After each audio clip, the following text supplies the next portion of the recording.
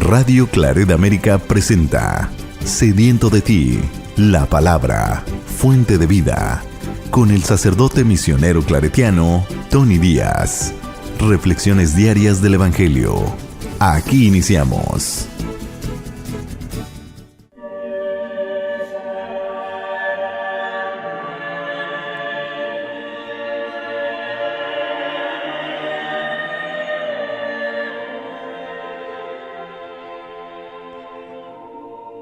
Bienvenidos hermanos a nuestras reflexiones bíblicas de las lecturas del día. Hoy es lunes de la primera semana de Cuaresma.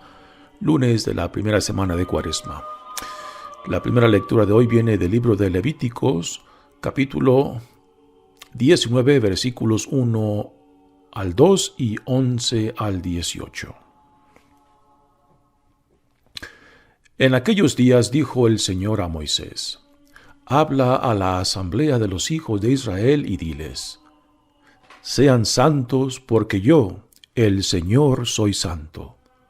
No hurtarán, no mentirán ni engañarán a su prójimo. No jurarán en falso por mi nombre, eso sería profanar el nombre de su Dios. Yo soy el Señor. No oprimas ni explotes a tu prójimo. No retengas hasta el día siguiente el salario del que trabaja para ti. No maldigas al sordo, ni pongas tropiezos ante el ciego. Teme a tu Dios, yo soy el Señor. No seas injusto en la sentencia, ni por favorecer al pobre, ni por respeto al poderoso. Juzga con justicia a tu prójimo. No andes calumniando a los tuyos, ni des testimonio contra la vida de tu prójimo. Yo soy el Señor. No odies a tu hermano ni en lo secreto de tu corazón. Trata de corregirlo para que no cargues tú con su pecado. No te vengues ni guardes rencor a los hijos de tu pueblo. Ama a tu prójimo como a ti mismo. Yo soy el Señor. Palabra de Dios. El salmo responsorial es el Salmo 18 y el responsorio es: Tus palabras, Señor, son espíritu y vida. Tus palabras, Señor, son espíritu y vida. La ley del Señor es perfecta del todo y reconforta el alma. Inmutables son las palabras del Señor y hacen sabio al sencillo.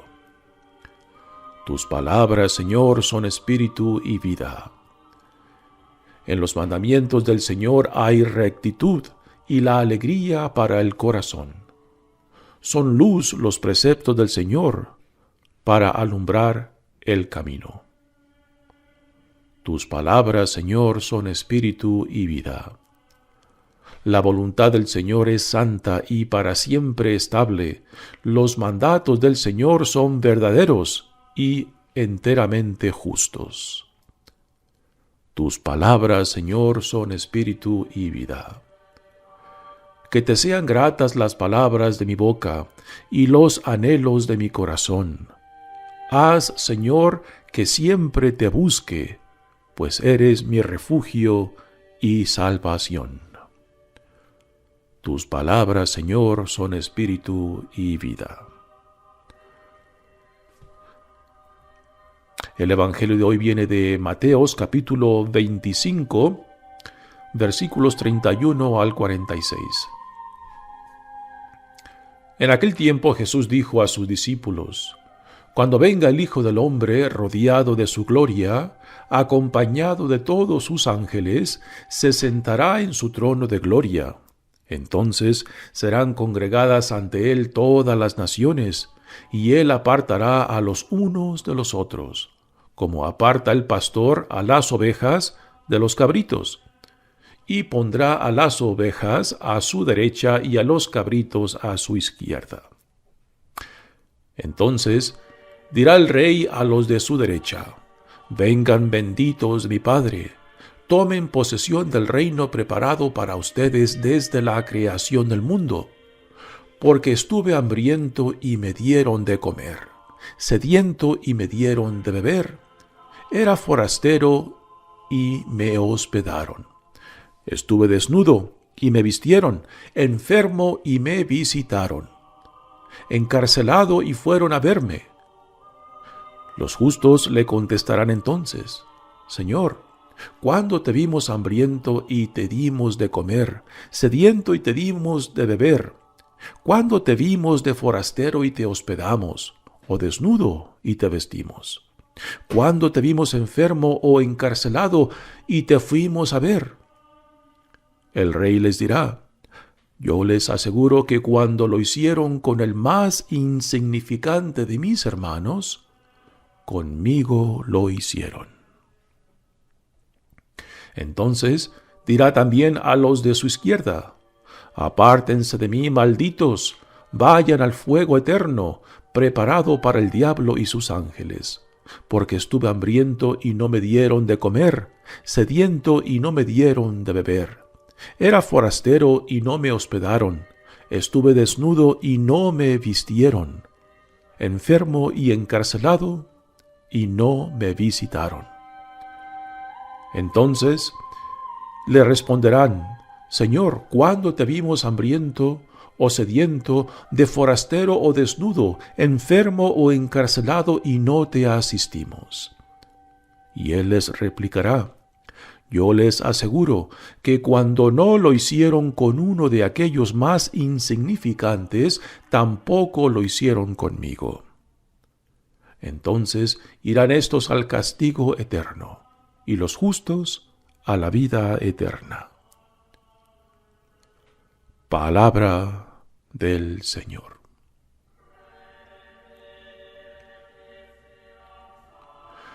Muy bien, demos comienzo a nuestra reflexión de las lecturas de hoy. Ya hemos dado comienzo a la temporada cuaresmal, en la cual la Iglesia y Dios nos invita para entrar a esta temporada de preparación para celebrar las fiestas centrales a nuestra fe cristiana. La vida, pasión, muerte y resurrección de nuestro Señor Jesucristo. Sin la resurrección no hay cristianismo. Dice un dicho que una buena jornada se empieza con el pie derecho, ¿no? Que un buen comienzo es el 50% de la jornada, porque es lo que prepara nuestra actitud, nuestra orientación hacia dónde vamos. Pues igualmente nosotros, al dar comienzo a esta temporada cuaresmal, pues hagamos no simplemente una intención, sino una orientación hacia la vida a la cual somos llamados en Jesucristo. No simplemente pongamos las energías o el énfasis de esta temporada cuaresmal en práctica religiosa, sino en la intencionalidad del por qué somos llamados a vivir esta temporada cuaresmal. Es tiempo de preparación, tiempo de hacer conciencia de todo aquello que nos separa tanto de Dios, del prójimo como de mí mismo, y para retomar la vida que se nos da en Jesucristo, para retomar nuestra dignidad e identidad como hijos e hijas amados de Dios. Este es el propósito fundamental de la temporada cuaresmal, para así llegar al final de esta temporada y regocijarnos en la gran victoria que Dios nos da en la resurrección de nuestro Señor Jesucristo. La primera lectura de hoy viene del libro de Levíticos, y aquí viene esta lectura de la sección de la moral y las prácticas religiosas en torno a nuestra relación con Dios. Aquí están, en cierta manera, definidos los 10 mandamientos, pero mucho más ampliados en lo que Dios manda a su pueblo de Israel en este libro de Levítico. Dice la lectura: en aquellos días dijo el Señor a Moisés: habla a la asamblea de los hijos de Israel y diles: sean santos porque yo, el Señor, soy santo. Vaya mandamiento, vaya expectativa que Dios tiene para nosotros de que seamos santos como Dios es santo. ¿Y es realista esto que Dios nos manda? ¿Esto que Dios nos pide y espera de nosotros? Pues sí, si Dios lo manda es porque es una Es un llamado realista porque Dios no nos exigiría nada que no fuera alcanzable por nosotros. Ahora, la pregunta que sale de esto es, ¿y cómo yo voy a saber cuando llegue a la santidad?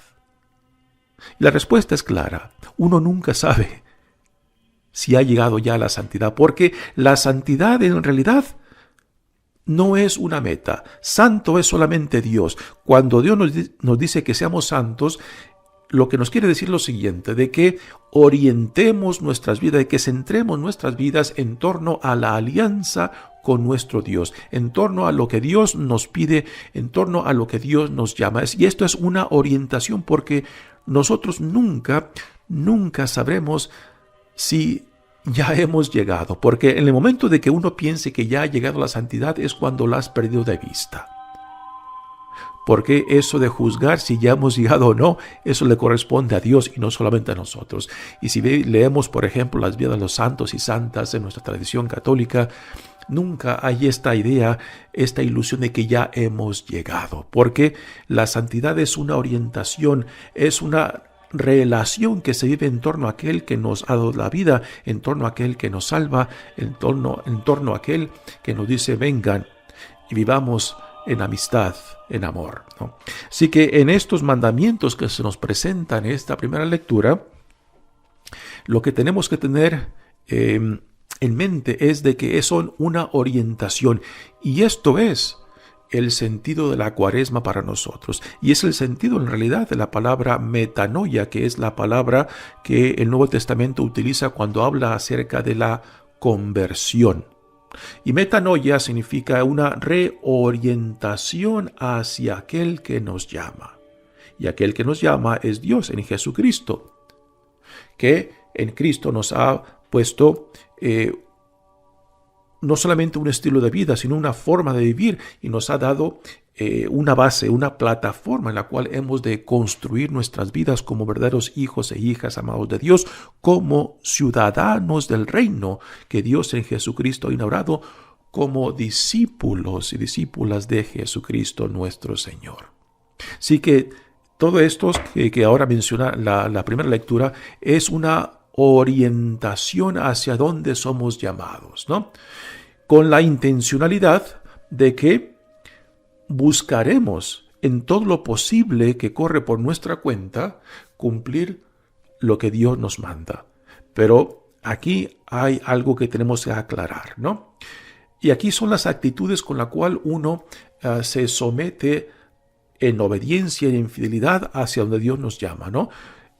Y hay dos tendencias que se manifiestan, que son claras a veces en la forma que cristianos o personas de fe orientan sus vidas. Una de ellas es la tendencia legalista o la actitud legalista de tomar los mandamientos del Señor simplemente al pie de la letra, o sea, literalmente, pero sin tomarlo en cuenta en cómo ese mandamiento lo pone en relación con el prójimo.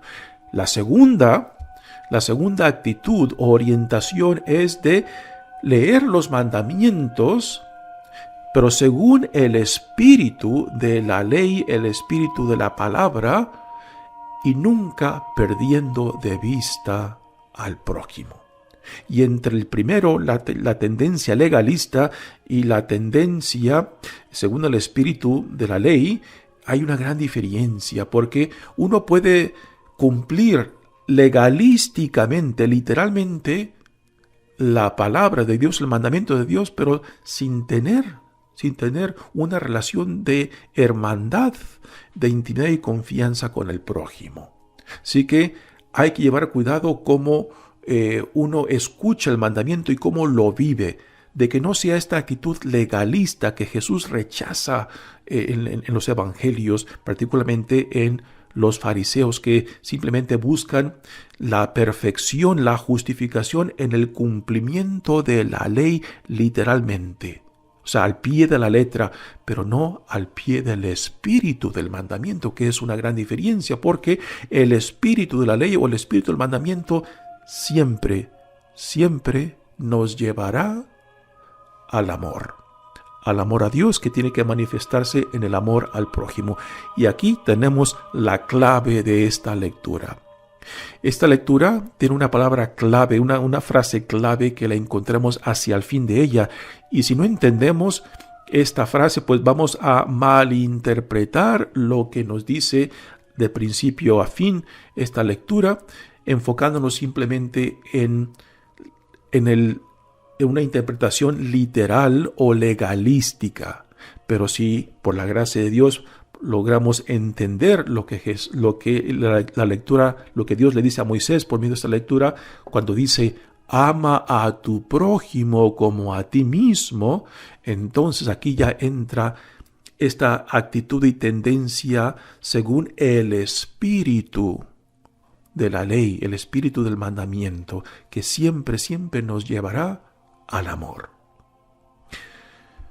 Así que tengamos esto en mente cuando escuchemos la lectura. Dice, en aquellos días dijo el Señor a Moisés, habla a la asamblea de los hijos de Israel y diles, sean santos porque yo, el Señor, soy santo.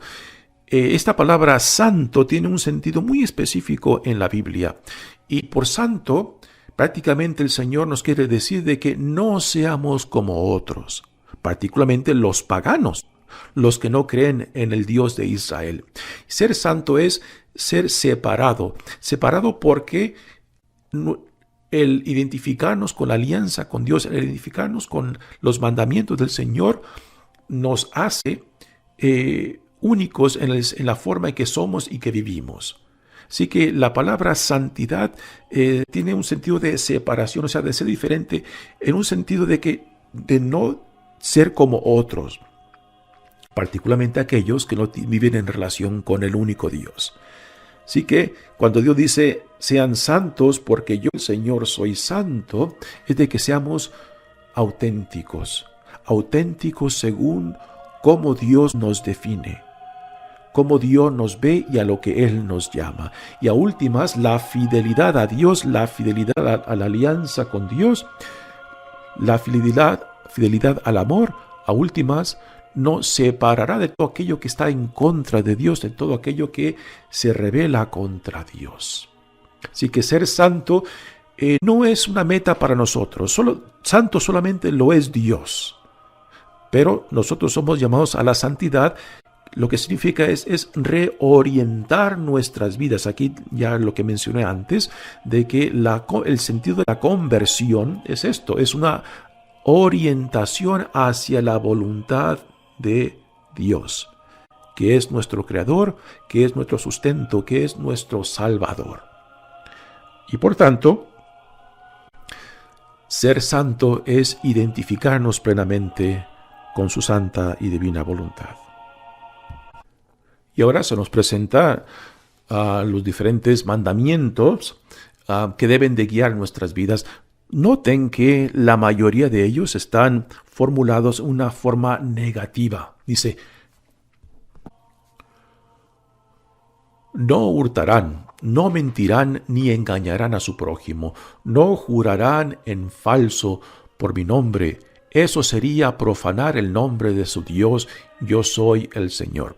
Aquí una persona legalista, una persona que simplemente se fija en el cumplir la letra del mandamiento, pues entonces diría, pues si yo no miento, si yo no meto con nadie, pues ya estoy cumpliendo el mandamiento del Señor. Pero no. Aquí lo que les mencioné al principio, la clave es ama a tu prójimo como a ti mismo. O sea, el no hurtar, el no mentir, el no juzgar, nos llama también a poner en práctica ser justo, ser verdadero, ser honesto. Esto se da por entendido, pero una persona legalista simplemente se va a enfocar en el cumplir la letra del mandamiento y no necesariamente cómo este mandamiento lo pone en relación con el prójimo. Porque uno fácilmente se podía encerrar en su casa y decir, yo no me meto con nadie, yo no odio a nadie, yo no le miento a nadie, pero ¿eso es ser cristiano? ¿Eso es ser un hijo, una hija de Dios? No. A últimas seremos juzgados por el amor. A últimas seremos juzgados en qué tan compasivo, misericordioso y justo somos.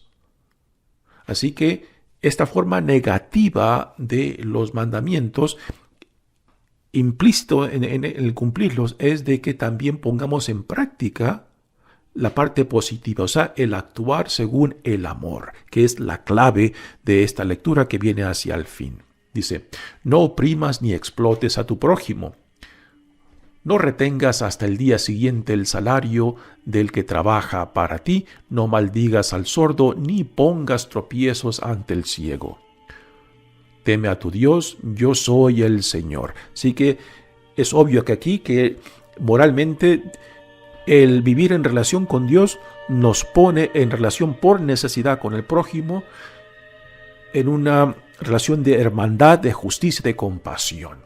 Lo repito, aquí hay que tener en mente estas actitudes, ya sea legalista o según el espíritu de la ley. Y no es lo legalista a lo que somos llamados, pero una persona escrupulosa simplemente se enfocará en lo legalista, en la letra, en lo literal de la letra, y no en la relación de hermandad con el prójimo.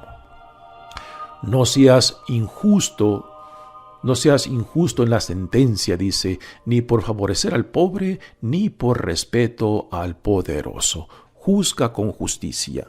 Y la justicia tiene sus consecuencias, lo cual a veces te pondrá en dificultad con otros, con aquellos que no comparten tu sentido de justicia, tu sentido de hermandad, o que no reconoce tu relación con Dios, ¿no? Y esto lo hemos de entender ya, porque si no comprendemos de que nuestra fe tiene consecuencias, nuestra relación con Dios tiene consecuencias, tanto con Dios como con el prójimo, como conmigo mismo, pues entonces vamos a hacer de la religión simplemente unas ideas que no tocan de pies a tierra. No odies a tu hermano ni en lo secreto de tu corazón. O sea, de que no guardes el resentimiento en el corazón. Exteriormente puedes decir, bueno, no me meto con nadie, no trato mal a nadie, pero si estás alimentando el corazón, en tu corazón el odio y el resentimiento, pues tampoco eso es una expresión de la relación a la cual somos llamados.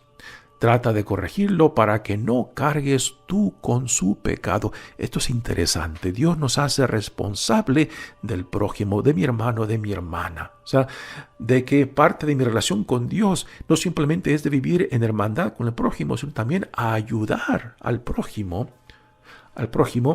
en corregir sus vidas, y no simplemente de regañándolo, no simplemente echándole en cara su pecado, sino siendo un hermano, una hermana, con él o con ella, buscando ayudarlo a él o a ella a que caigan en cuenta del error de sus decisiones, de sus vidas, ¿no? Pero también saber corregirlos, ¿no? No simplemente echarle en cara su pecado, porque a nadie nos gusta que nos echen en cara nuestros pecados, particularmente cuando ya lo sabemos, ¿no? Pero una persona que me ayuda a crecer, a madurar, a responder a los retos de la vida sin humillarme, pues yo tendré una mejor posibilidad de corresponderle esa actitud de ayuda, que en vez de ponerle resistencia o actuar defensivamente cuando alguien me echa mis pecados en cara, ¿no? Ahora, otro punto muy interesante es aquí, esta primera lectura que viene del libro Levítico, habla acerca del prójimo. Y aquí es obvio que por prójimo se entiende a otros israelitas. No tiene en mente, en realidad, a otros que no son parte del pueblo de Israel. Pero más adelante en esta lectura, aunque no sale en esta lectura, habla del forastero, que somos llamados, aún aquí en este libro de Levítico, a tratar al forastero como a uno de nosotros. Esto nos ayuda a ampliar el concepto de quién es mi prójimo en el Antiguo Testamento. Ya en el Nuevo Testamento, este concepto del prójimo realmente se ampliará a no simplemente aquellos que son cristianos, a no solamente aquellos que son parte de nuestra comunidad, sino a todos los hijos e hijas de Dios, a todos los seres humanos. Jesús mismo, como en las cartas de San Pablo, nos redefinen lo que significa vivir en relación al prójimo. Y el prójimo en el Nuevo Testamento no simplemente son otros cristianos, no simplemente son otros que son parientes míos. El prójimo es todo ser humano que Dios pone en mi vida y nos hace corresponsables de su bienestar, de su salud, de su salvación. Muy bien, pasemos ahora al Evangelio de hoy, que es la escena del juicio final. Es el capítulo 25 del Evangelio de Mateo. Y en este Evangelio Jesús nos ofrece una parábola donde el Señor pone como imagen de dos grupos a las ovejas y a los cabritos. Las ovejas al lado derecho, los cabritos al lado izquierdo. Y en esta parábola del juicio final nos da a entender que seremos juzgados según cómo correspondamos a las necesidades particularmente de los más vulnerables entre nosotros. Notemos un detalle muy interesante, que en este juicio final no hace ninguna mención ni de los 10 mandamientos, ni de devociones, ni de algunos ritos religiosos que tenemos que cumplir para que seamos aceptados o seamos favorecidos en este juicio final. Ahora, se da por entendido que todo lo religioso, todas nuestras devociones, todo lo que hacemos religiosamente, por necesidad nos tiene que llevar a la relación del prójimo, y repito, particularmente con aquellos más vulnerables entre nosotros. En el mundo de hoy, las prioridades casi siempre son para los que tienen el poder, los que tienen el dinero, los que hacen y deshacen en el mundo. Pero como Dios ve, como Dios juzga, es en cierta manera todo lo contrario. Dios nos juzgará en cómo tratemos a los más vulnerables, a los más débiles entre nosotros.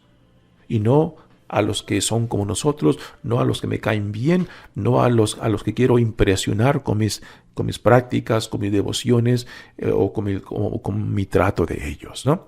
Así que este juicio final debe de ser un gran recordatorio que todo religiosamente, o sea, de que mi relación con Dios no simplemente es algo personal.